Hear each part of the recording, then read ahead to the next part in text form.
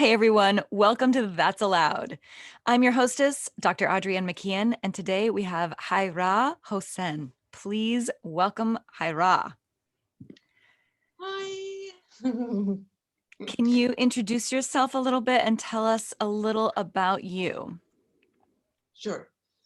Well, let me put that out first. Um, I am from the stars, Beautiful. which, I live in Egypt, and here in Egypt, the most common question is where you're from. So my answer is always I'm from the stars. Uh, because I remember it so well, right? So I can feel that field of, you know, where we're all from so clearly. So I identify more with that than I am born here and I did this and I did that, right? Right. So one of my main practices is to practice the non-identity. I am no one. So in that sense, there's not much to say. Uh, but then again, obviously, I've had a beautiful life up until now. I'm 46. I have a beautiful husband who's a free diver and a Zen master. We lived for 10 years in a beautiful Zen temple in the south of France.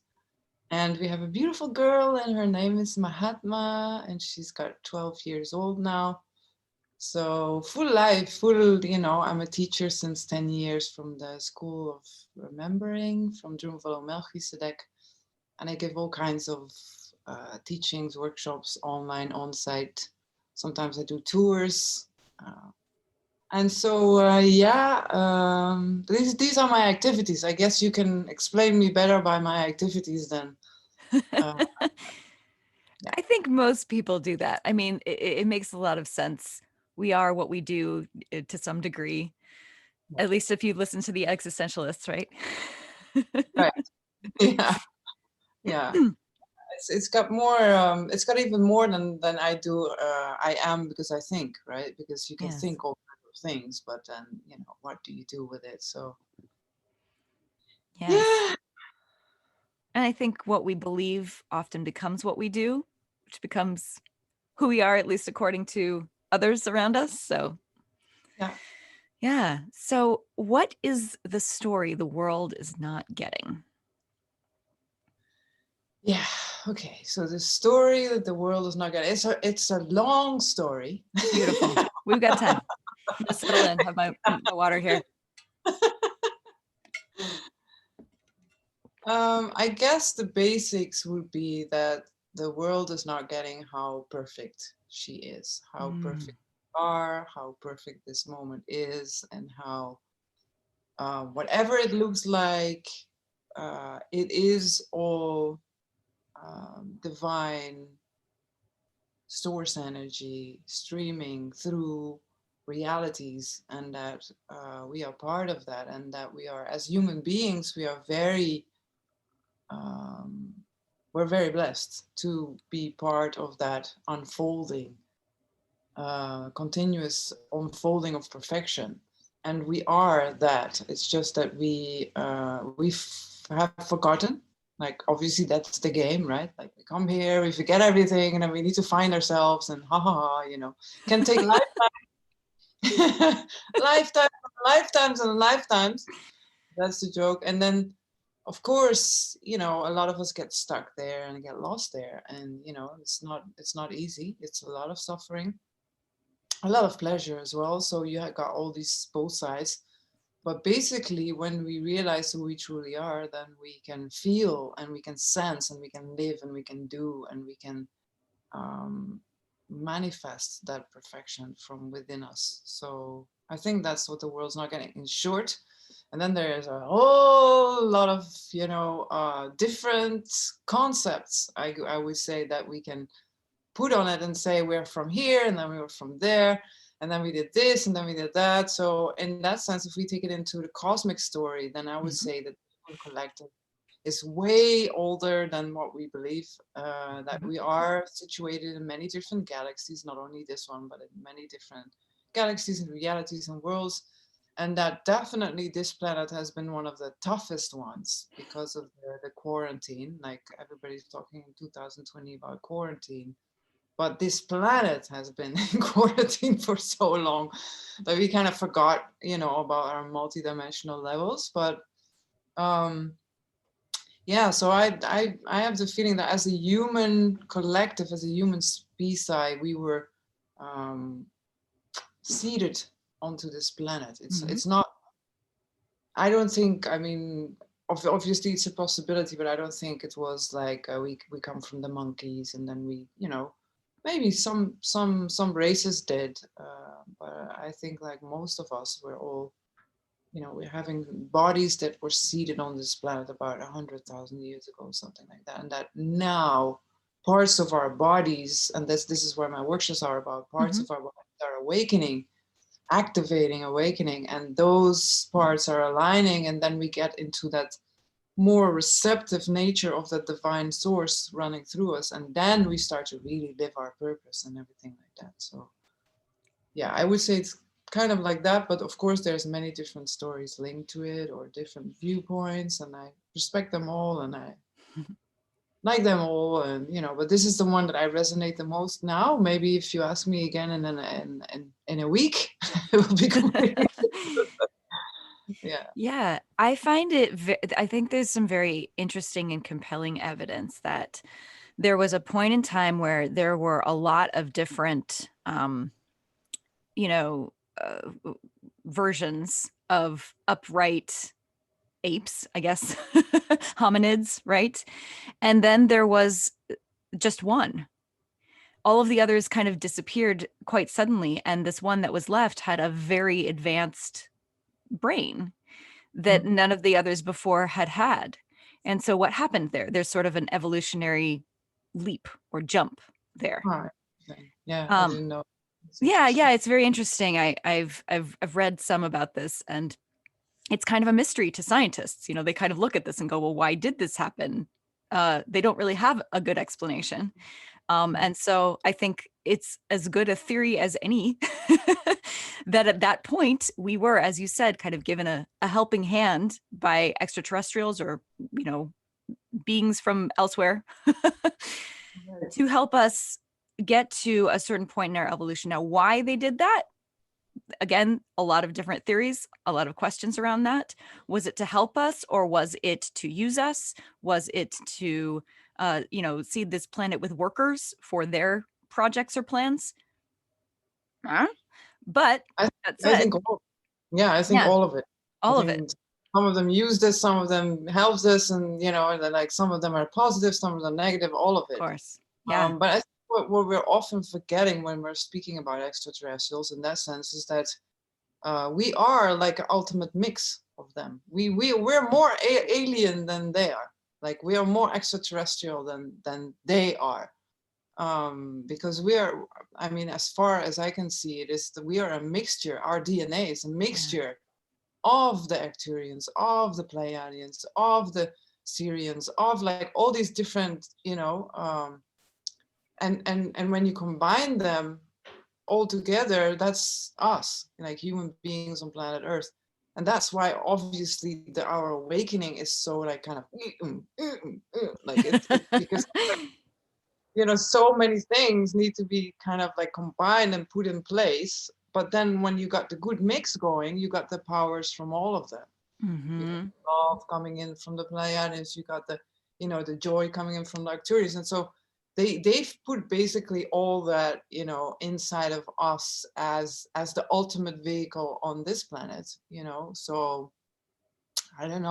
I don't see them anymore as extraterrestrial. And I also have to say, in the beginning, I was a bit like, oh, these extraterrestrials, and they have such a high frequency, and 5D and 6D and 7D and 12D and 14D. And then after a while, I was like, hold on, because everyone that's helping us is actually clearing out their own mess, because Right. because when they gave our their DNA and they mixed us, I mean, we are linked now.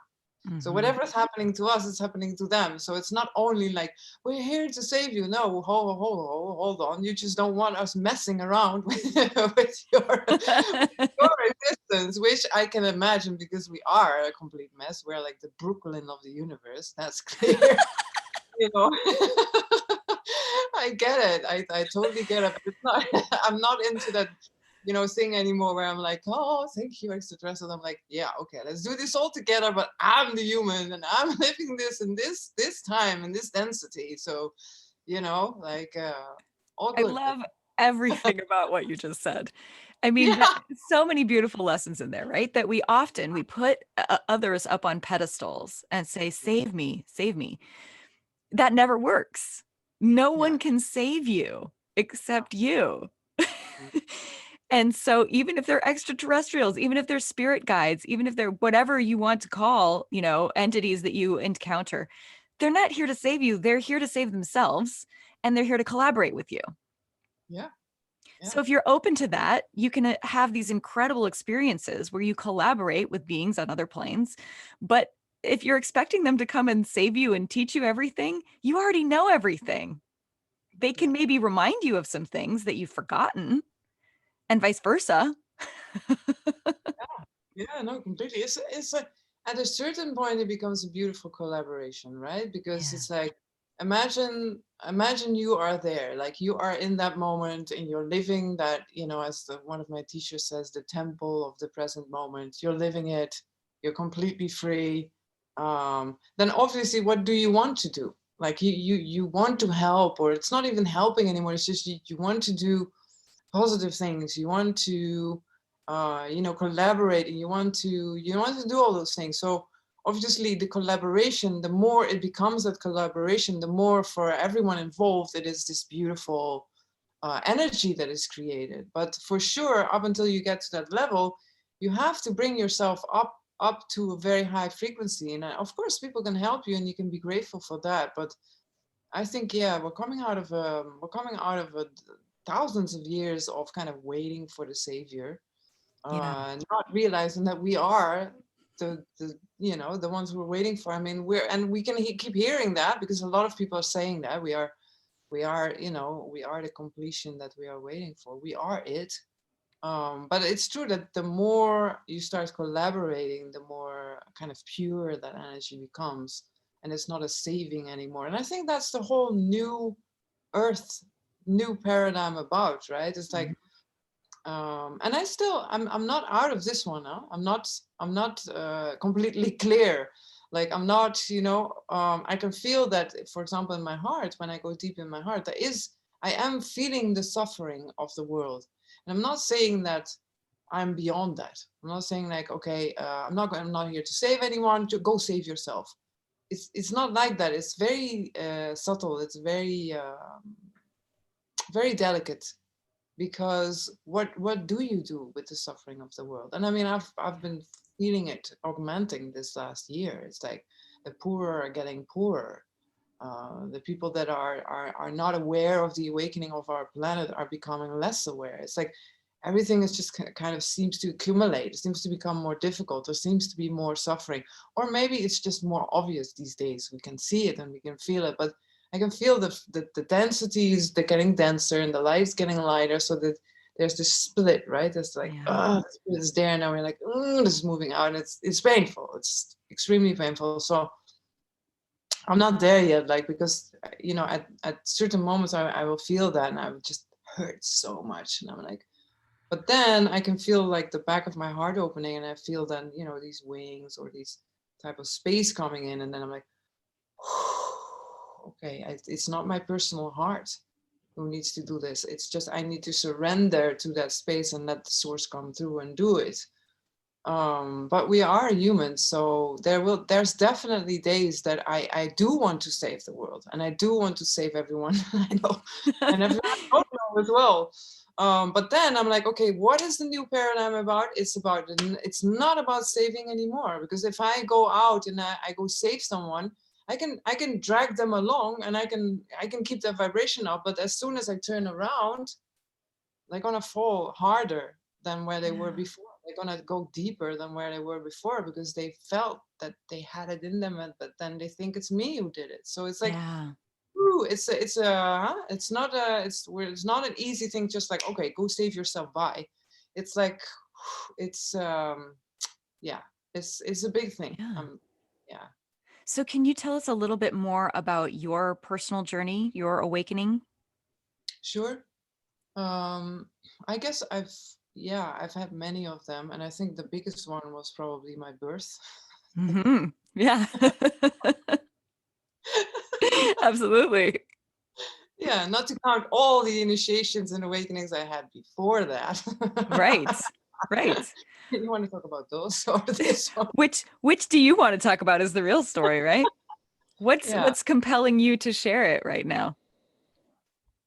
I think it's my birth because I've been doing some work with. I'm doing so much work with women. It's like it's so awakening to work with other women. Yeah. Work with sacred sexuality, work with the energy, how it flows through the body, work with all these things, work with love, work with seeing suffering and answering it with love, basically holding the suffering of yourself and the world in your hands with love. So I think it's yeah, I've been working with other women on the subject of my birth a lot the last week, so I don't mind like speaking about that. It's so when I came into the birth through the birthing channel, normally when people go for the birth, when you're still in the belly, you still remember. I mean, a lot of people, not everyone, but a Yeah. lot of people still remember. I remember I'm from there. I'm connected to this family, these stars. I'm connected to this. This is my mission. This is why I chose my parents. Da, da, da, Mm-hmm. da. But then when we go through the birthing channel, many of us forget it's part of the game, but it's also why do we forget? Because you're a huge light, and then you're supposed to go through that birthing channel. You're supposed to completely incarnate, or supposed to, I mean, that's what happens. You incarnate in that body before you can go in and out, in and out. But then the body comes to life. And if you're not present in that body, the body is not going to make it. So you need to incarnate in that body. And those 9 months are preparing you for that. But then once you go through that birthing channel, your light is so bright that when you go through it, it burns. It's Mm. super painful. Like the birth is like a million times more painful than dying. Dying is like, yoo, I'm free, I'm flying, it's all good. Of course, there is a whole process to it. It's not it's not that easy, but the birth is super super painful. So most people just go out. They're just like knocked out, and they, at some point they're born, and it just Yeah. happens. I was aware during that whole process, so I was born awake, and so that was so painful, that it's, you can feel it like as if you are a huge light and then you get burned. It's like burn, burn, burn, burn, and because you need to become small, you need to fit in that tiny little body. It's ridiculous. Yeah. Yeah. It's really hardcore. You're like, ah. So so then, of course, like the first meeting with my parents and the meeting with this density of the world, when you're in the womb, you're still protected, you're still safe, you can hear the heartbeat of your mother, Mm-hmm. still like you're still in that bubble. But then when you get out, it's like bomb, like the whole thing just hits you. So, and that's what I'm starting to really not remember. I remember, but I'm starting to really understand what actually happened there and what happened to me at that point, because I just hide. I don't know how to say it, but for 4 weeks, they put me in one of these couveuse, Yeah. couveuse. Yeah. I don't know how they call them. Mm-hmm. So my mother wasn't even allowed to touch me and stuff. So for Yeah. 4 weeks, it's just like you're under this like TL Incubator. incubator, like, Yeah. yeah, crazy. So of course it's like super cold world you get into, super dancing, and when you're empath, like many people now are empathic, but when you're born, you're just naturally like that. Mm-hmm. So you can feel all the suffering of the world. You're just like, whoa, what hell did I come into? And it's like, welcome to planet Earth. And you're like, okay, so basically to finish that long story, just what happened is I hid into my heart, and I hid into this part, the where you combine the spine and the skull, that place, took the suffering of the world on my shoulders, went into my heart and said, I can't deal with this. So, and I think for me to now, I'm going through the biggest initiation, I think, is to admit and to accept the pain of separation. Mm. Yeah, the pain of separation. That you have, like, you're in a human body. Yeah. Like, I am in a human body. I am separated from the oneness because I am in the human body. Of course, I know that this is not my limit. I don't stop here. I know that I'm everything. I know it probably better than most people because I still have that memory. Thank God, or Goddess, I still have that memory. But it's for me, it's the other way around. I have to accept that I am a separate entity in a body for me to be able to actually really be useful at this point. That's such a good point. I mean, I think people spend so much time trying to get back to that state of kind of oneness that they Yeah. can't accept where they are. And if you can't accept where you are, you can't go anywhere from there. You are No. stuck. Yeah. Yeah, that's fascinating. And I think we spend so much of our lives as human beings running away from pain Yeah. that what we're doing, I would say 90% of the time, is just avoiding discomfort or avoiding pain. Yeah. I would say 99.9%. Yeah. I'm sorry, but yeah, no, but it's true. Like I think the last 2 3 years, this has been my main work. Like, and of course also the last 20 years and everything. But I was on another wave. It was like oneness and love and light, and I'm a being of love and light. And then I started to, like, start to meet one of my main teachers right now. Like, he's a Tibetan Buddhist Lama. And so he started to talk about pain identity, pain speech, pain body, pain mind. Like, he's not only talking about pain, he's like pain identity, pain body, pain speech, pain mind. And he started to teach me about that. I mean, he's teaching the whole world. His name is Tenzin Wangyal Rinpoche. He gives a lot of Facebook lives and everything. And then I started to really realize, like, oh my gosh, like the amount of pain that I've been walking around with, and just like kind of Mm, stuffing it away. Yeah, it's yeah. crazy. Absolute craziness. And then of course, like, people say, yeah, well, that's shadow work, shadow work, shadow work. But it's I agree. Like, I've been doing shadow work for a long time, but this is something more specific, something very, very, very specific, um, that you can kind of like combine into. You can say it's the ego, but it's not. It really has to do with pain. Yeah. And the strange thing about it is that we are in pain and we're not even noticing it. So we're numbing ourselves out with television screens, iPhones, whatever we can do to numb, to not go beyond that numbness and feel the pain. Yeah. So how do we do that? How do we go into that pain without kind of losing ourselves in the pain? It's, you have to hold space. And I know Yeah. that holding space is a big thing, and everybody's like, I hold space for you. But do you really know what that means to hold space? So you can't hold space for another person if you can't hold space for yourself. Mm. So basically, it's like when you realize um, that you are that space, like my teacher calls it stillness, silence, and spaciousness. So there's three kind of, these are kind of like three experiences we can have of being source. So other people will say it's silence. The Zen, I'm a Zen non, so they more go into the silence only. So it's very much silence, but also the stillness of the body, because you're sitting. I mean, we used to sit like 8 hours a day almost, in and out. But I've done that for 15 years, almost every weekend, and sometimes even like six weeks in a row, sitting. Just, you're not moving a hair. You're sitting in lotus bomb. You're not moving a hair. So that's stillness. Definitely, after 8 hours a day, you're like, okay, that's stillness. And then you have the spaciousness. And so the spaciousness is like realizing what science is now catching up on, is that everything is just pure space. It's like this feels real, and solid, but it's pure space.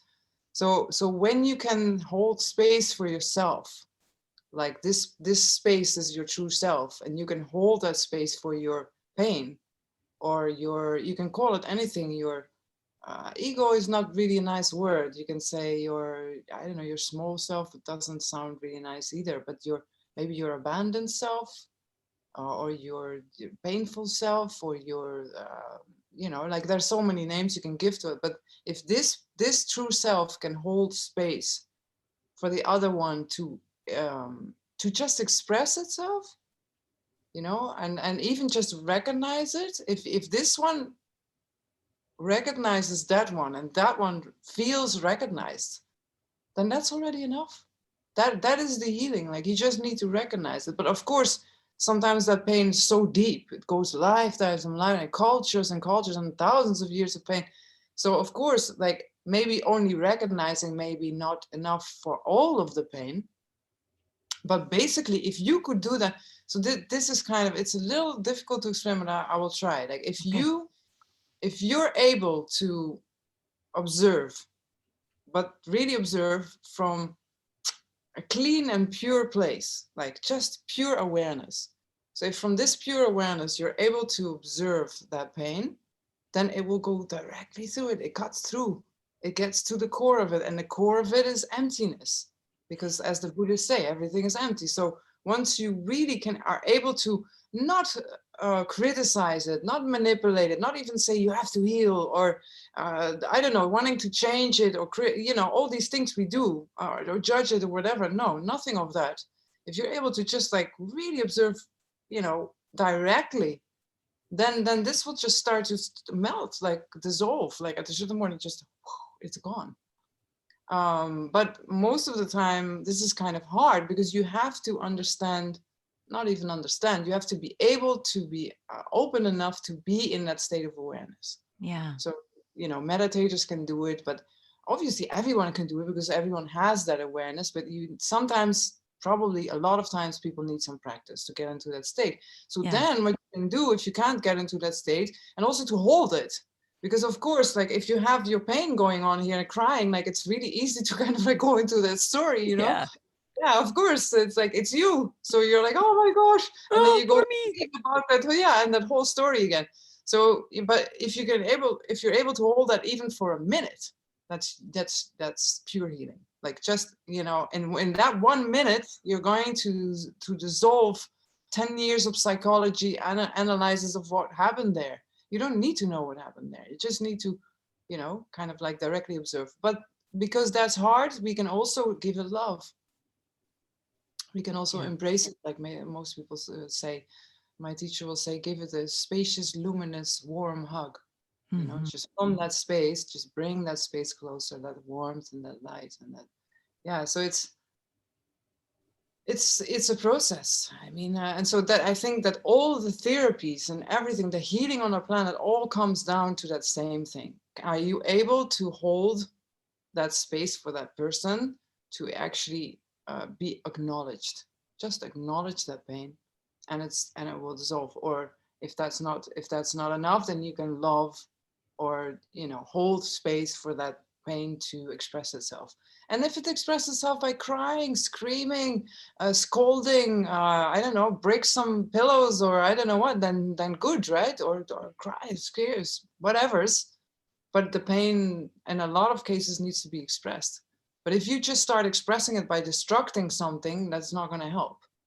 But if you hold space, and then it starts expressing itself by destructing something, at least there is the awareness what's going on, and that Yeah. awareness is medicine.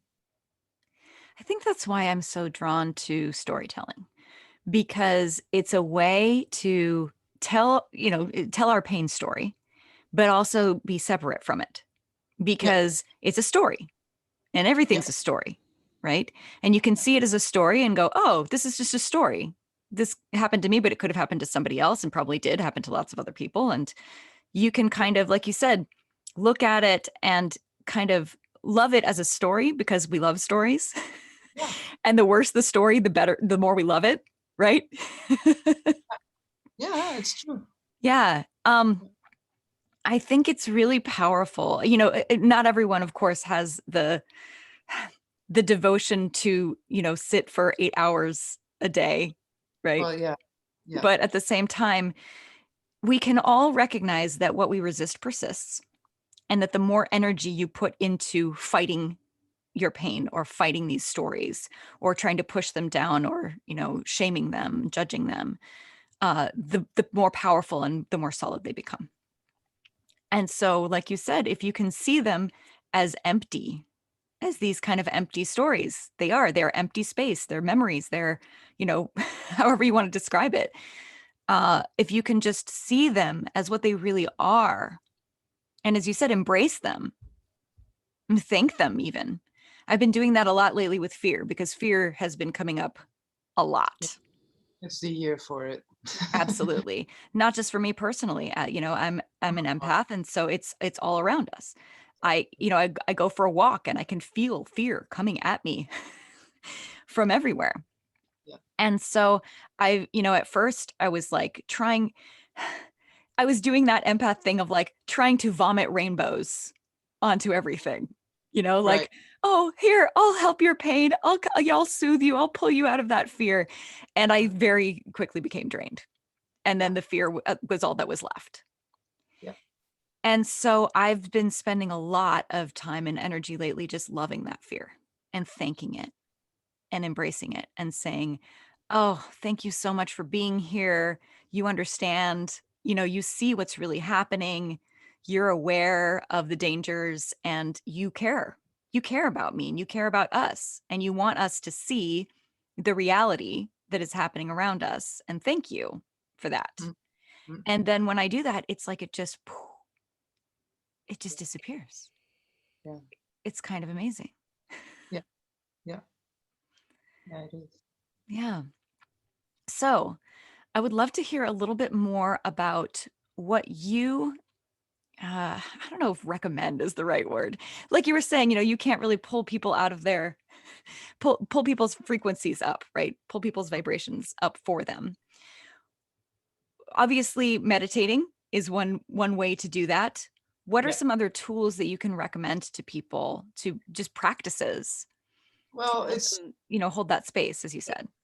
right. Like, first of all, I'm not sitting for 8 hours a day anymore. So we left the Zen temple, and I do a lot of practice though, but Mhm. more like small moments. Like I will have a little moment where I'm sitting in meditation, maybe 15 minutes, 20 minutes.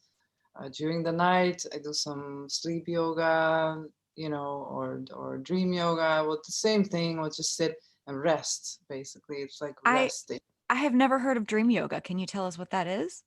Yeah, that's all from the same teacher that I keep mentioning. Yeah. Well, yeah. Let's just get to your question, and then they Sure, sure, can sure. they can check it out with him. Yeah. Um, or I will, kind of do some movements, or I also do Tao practice Mhm. from the Tao lineage, where you learn how to move the energy through your body. And so I will do some Qigongs like that, movements, or that definitely helps. Or and a lot of people are looking for something, and they are forgetting that if they are in their heart, then it doesn't matter what they do. Yeah. So for one person it can be painting, another person it can be dancing, another person it can be going for a bike ride, and another can be walking in nature, or looking at a flower, or whatever it is, right? So it's like I think we're changing. I think those days. I mean, it is good, huh? Like obviously, I would never be where I am now if I wouldn't have had all those hours of meditation. So I'm not just spitting in the soup or something. I'm not doing that. I'm just saying like I that devotion was and is amazing. But you don't need it. You can tune into the present moment. I think like if I look at what I have to bring in the world now, it's this living this temple of the present moment as an open temple, so that all the ancient mystery schools, all the teachings, everyone that has come before me, can actually live through my breath, live through my being, live through my the way that I look at the world and what I give. So then it can be anything, right? It can be you're smiling at someone on the street. That can be your practice. Yeah. You can maybe not vomit rainbows, but maybe you know, if you would be vomiting rainbows from the right place, it wouldn't harm you. It would not harm you. So you're doing it from the place of them needing something because of suffering.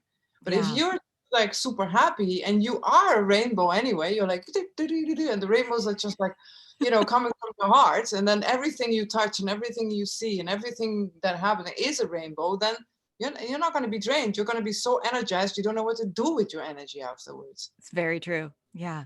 Yeah. So it's a bit like obviously like my teacher would say, you need practice, and I agree with that. But also we need to make those practices our own, because I have been practicing so many hours of meditation. When I look back at it, I'm like, I definitely had moments where I was free, but a lot of those moments there was still this type of identity there, the meditator. The meditator meditating to become enlightened, you know? Yeah. And, you know, and I don't want to insult anyone that is recognizing themselves in here. I just want to say, like, that I recognize it in myself. Yeah. So many things that I have done on a spiritual quest or with a goal of enlightenment, that in the end it created a bigger ego. We call it a spiritual ego. Yeah, I'm so cool, you know, because I'm a Zen monk and I'm a Zen nun, and I'm so cool because it's like it's the worst. Right. You know, it's like, yeah. So this is a trap as well. It's like people will do yoga and then they go in their little tight pants and they say, I'm so cool, I'm so beautiful. Yeah, for sure. But what are you really doing there? Isn't it, I mean, wouldn't it be, I don't know, more helpful for the world to I don't know, do something else where you're not feeding your spiritual ego. Yeah. So I would say anything that comes from that, like, heart space that is tender, that is innocent, that is delicate, that is soft. Anything that comes from that, like whispering, um, yeah, very respectful place is your practice, whatever that is. Yeah, that's beautiful. Hmm. I would love to transition now. Sure. And I'm going to ask you, usually I do this as a very sort of personal manifestation experience, but I'm going to ask you because you are, if I can call you a light worker, I would love to have you kind of show us a vision of what a future of this planet could be like. Okay. So I would love for you to just close your eyes for a moment with me. And I'm going to kind of wave my magic wand here. And the planet has woken up. We are now aware as a group of what we really are. And I want you to tell me, looking around this world, what you see, what you hear, what you experience. Yeah, I'm seeing like that our communication is one, so we can it's almost like plugging into the internet. It's like we have this inner organic internet going on, from which we can be connected to everyone all the time. Like we're not having phones or anything like that anymore because we don't need it. We can just tune into anyone on the planet on any given moment without violating privacy or you know, anything like that. It's just like you can of course go into your own space where nobody gets in, but most of the time, you know, people are just open and just happy to communicate. That's the first thing. That's giving me goosebumps. Yeah. Yeah, it's amazing. It's actually really cool. And then, because then you can see we're all in bubbles. It's like a Yeah. golden type of golden. It comes from the heart, the first golden, and then the second golden sphere is like that kind of our, you know, our nature, our dream, and from that we can. It's almost like you can, now they're showing me that I can kind of almost like it's like an iPad but round and golden, so I can just kind of touch it, you know, like go in there and touch it and just like, yeah, communicate with other planets as well. It's like, yeah, it's really cool. It's like a plasma. Yeah. Anyway, I won't go into that too much. Sounds amazing. Yeah, it is really cool. Yeah, this is, we're still a little ahead. We're a little ahead still on where we're now, but that doesn't matter. Let me just roll back a little bit to Yeah. 2020. Yes. Yeah. So yeah, we're definitely not there yet, but we're getting closer. And so what I can feel is there is this type of we did it. This type of the planet is clean, the air is clear, the water is unbelievably pure, the earth, all the poison is out, and we did it. Like we I think we all combined our, yeah, that's it, we all combined our healing forces from our hearts. We built a grid, diamond grid, crystalline diamond grid, and we just like everything just clean. So there's this type of yeah, we did it feeling like, and the earth is completely clean. And I feel myself personally, I'm laughing at myself in the old version because I was afraid that it would be boring. And now that I'm looking around, I'm like, this is not. Yeah. What? No more light dark? It must be boring. But it's absolutely not boring. What's the new game? Yeah, the new game is creation. It's being that source energy, creating what you love, what your unique vibration, your unique signature in that new world. Yeah. Yeah.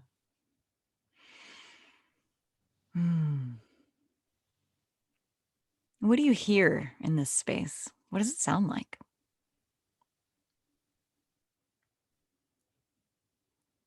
Yeah, I hear a lot of sounds, like nature sounds. I hear some beautiful flute music and everything, but I mostly just hear the silence and the stillness.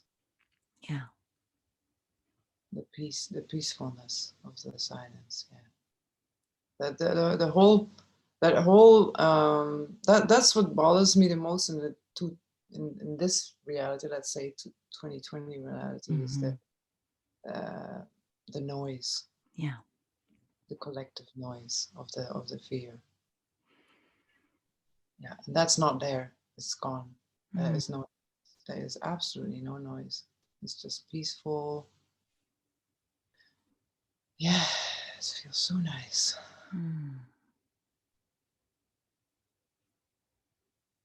So you talked about how clean everything is now. What can you smell?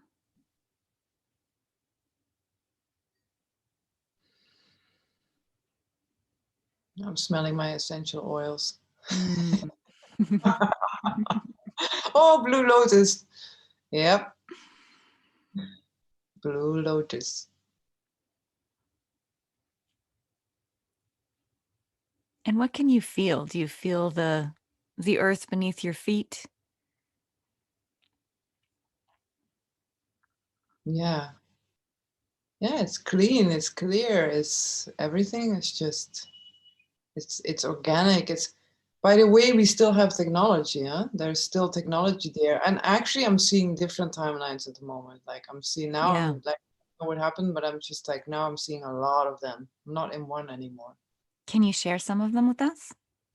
Yeah, so in some of them there is technology. We kept on developing it, but it's not harming in any way. So all the 5G and all this stupid radiation stuff is gone. So the radiation is biological, we can handle it. It's and it's not even created by electricity. Electricity is out.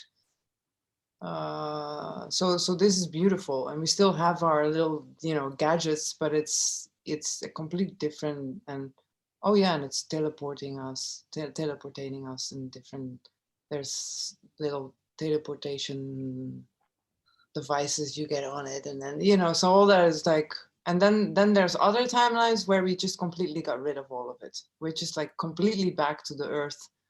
No more gadgets, we don't need it. There's like all of that. So yeah, we have choices, huh? There's infinite possibilities there, Of and they're course. all already existing. So yeah, but there's a clean and clear cut, huh?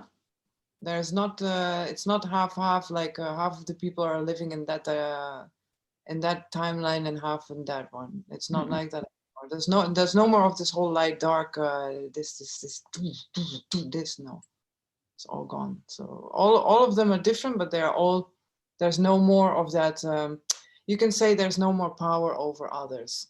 That whole thing of power over others, the politics, the Mm-hmm. financial system, the medication, pharmaceutical system, all this gone. It's Yeah. not the whole power over others, the religions, like that whole thing, like yeah, that's a whole other. That's a parallel universe where that exists on. Yeah. So. Why do you think, I'll say we, why do you think we chose this whole light dark binary thing as our game? Because we wanted to learn and evolve fast. So Yeah. normally, like the light universe and the dark universe normally don't even see each other because they are on such a different levels. They don't see each other. But we decided like long time ago, we were like, let's see each other, see what happens.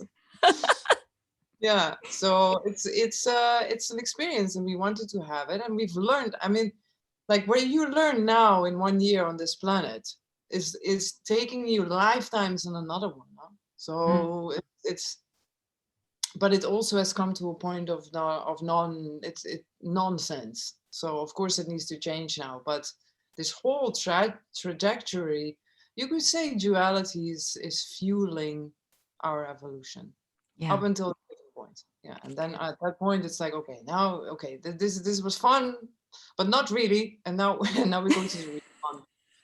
Yeah, Yeah, it kind of gets pushed to this point of the absurd, doesn't it? it it's nonsense. It's like it's Yeah. no you just and I get it. Like I'm not judging. Like I it took me a long time to get to the moment, and even now sometimes I have a little flash where I'm like, no, it's going to be too boring. If everything's just easy and comfortable and everything, like I'm just going to be bored. Yeah, okay, well, not really. Like one teacher that I like, Anelia Benz, she said one of her latest podcasts, she said yeah, if you're climbing a mountain, like you're climbing a mountain, it's very challenging, and then once you climb that huge mountain and you're on top of it, there is a reward there. Is that boring? No, it's not boring. It's challenging, there's a reward, but there's no light dark fighting, saving, pain, suffering, all that. No, there's not. Maybe there's a tiny little bit of suffering with your, if you're not trained well with your muscles, but it's not you're not suffering, making others suffer, or making yourself suffer. So I like that example. Yeah. So yeah, it's it's I so loved what you said that, just to, creation is the new game. yeah. But just to finish that, I'm not judging anyone that wants to play that game again, Yeah. because it's very I guess interesting to a certain level. So I understand that there is like the now the biggest part of our planet wants to continue that game of duality. Yeah. It's not it's we're not on the majority yet at Not all, and yet. Oh. I don't think we'll make it to the majority. I hope so, but I don't think so. I think the majority still wants to sign up. This is literally what they're doing. They're signing up for another layer let's say 13,000 years of the same game over and over again, then this is one of the characteristics of it. It's endless, Yeah. endless suffering, endless duality. Yeah. So how do we opt out of that? You opt out of it by choosing every moment, consciously choosing your vibration in every moment, and just not allowing yourself to go into that vibration anymore. No more drama, no more, not even allowing yourself. If you are going in pain, then do what we just said. Yeah. Observe it. Then you're not going in it. You're allowing it to express itself, but you're not creating new stuff of it. So we have to face our own addictions, and basically everything is an addiction. Your constant thoughts is an addiction, your constant feelings is an addiction. If I don't feel strong things, I have to watch horror movies to feel strong things. If not, I'm not feeling. Or like yeah, just you can't do that anymore. You can't indulge in low frequency behavior, feelings, thinking anymore. It's self-mastery. It's like the only way out is to master yourself, not like with a whip, like, oh my God, I have to, every moment be aware. And like, obviously we make mistakes, we're humans, like, maybe one day you feel super depressed, that's fine. Just hold that space for that depression and you will heal it for yourself and the whole of the collective, right? So it's not like you're not doing anything or feeling anymore, but you're just not indulging in your own addictions anymore. So that goes moment by moment, just down, down, now again and again and again, because we are constantly creating this moment again and again and again. So you have to, the only way out is to become aware of yourself every moment and choose, not just go automatically into all of your pain, identities and thinking and, obsessions and feelings and everything, patterns, but just like be like, okay, just stop everything. Just, okay, I'm stopping. And then just those 3 minutes where you stopped, you already opted out. Just those, if I could say anything to anyone, then I think that would be one of the things. Like, just in any moment when you are aware, just stop. And when you stop, even just 3 seconds, you feel that emptiness, you feel that space, and you will come from another space. You will start to think from a whole other field of presence, not from your whatever you were doing, like, in that rush, in that the automatic one, like, no, just breathe, be, where am I? What am I doing? How do I feel actually? Oh yeah, actually, I don't need to do that thing. I don't need to speak to that person. I don't need to think like this. I don't need to feel like this. And then whoop, you change your point of view. What a perfect takeaway to end on. I love Nice. that. Perfect. Where can everyone find you? Well, for the next month, I'm going to be in the Sinai by myself offline. So Wow. Wonderful. yeah. So I will be unfindable, unreachable, and I love it. But but yeah, check out my website. It's Tantra of the Heart, tantraoftheheart.com, or if you can't remember that, rideyourlotus.com. Rideyourlotus.com. Merci beaucoup. Je vous en prie.